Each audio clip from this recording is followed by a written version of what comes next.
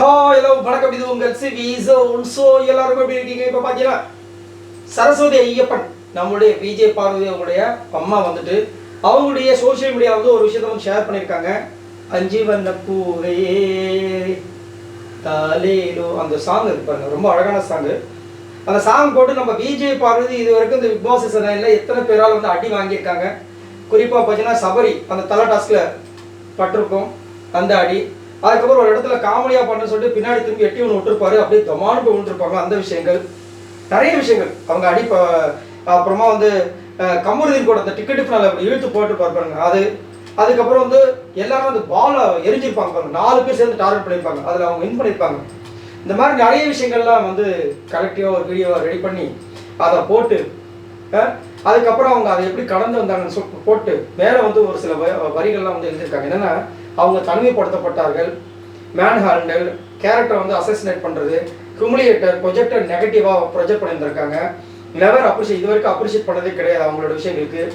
Heart broken, ஆனாலும் இதே நொறுங்கினாலும் yet she still stands tall, அவள் உயர்ந்து நிற்கிறா, நிமிர்ந்து நிற்கிறா.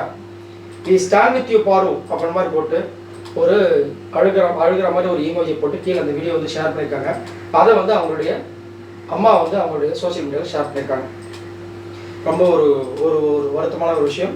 விஜய் பார்வதி இப்போ பார்த்தீங்கன்னா சமீப காலமாக பிக் பாஸ் வீட்டுக்குள்ளே போடுற ஏவியெல்லாம் வந்துட்டு ரொம்ப நல்ல விதமாகவும் ரொம்ப அழகாகவும் காமிக்கிறாங்க. அதை வச்சு நிறைய பேர் என்ன சொல்கிறாங்கன்னா ஃபினாலேக்கு கண்டிப்பாக விஜய் பார்வதி வரதுக்கு வாய்ப்பு இருக்குது அப்படின்ற மாதிரி கருத்து தெரிவிக்கிறாங்க.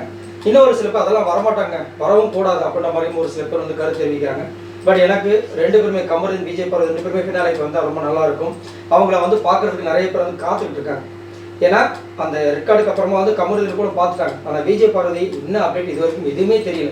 கொஞ்ச நேரத்துக்கு முன்னாடி லைவ்ல கூட பார்த்தீங்கன்னா நம்ம சாண்ட்ரா கதறி எழுது, பாரு உன்னை எனக்கு ரொம்ப பிடிக்கும், நான் ரொம்ப மிஸ் பண்ணுறேன், நான் உன்னோட ஒரு எல்டர் சிஸ்டர் தான், நீ லாஸ்ட்டாக இருக்கும்போது நான் கட்டி பிடிச்சி ஆடணும்னு எனக்கு தோணுச்சு, ஆனால் அந்த நேரத்தில் அந்த விஷயத்தை விட இன்னும் வேறு சில விஷயங்களை மண்டையில் ஓடினதுனால நான் பண்ணாமல் போயிட்டேன், என்னை மன்னிச்சிரு அப்படின்னு சொல்லிட்டு அவங்க கதறி எழுது ஒரு சில விஷயங்கள் பேசும்போது நம்மளுக்கு வருத்தமாகவும் இருக்குது. ஒரு பக்கம் இதை நீங்கள் முன்னாடியே செஞ்சுருக்கலாமே அப்படின்னா இருந்துச்சு.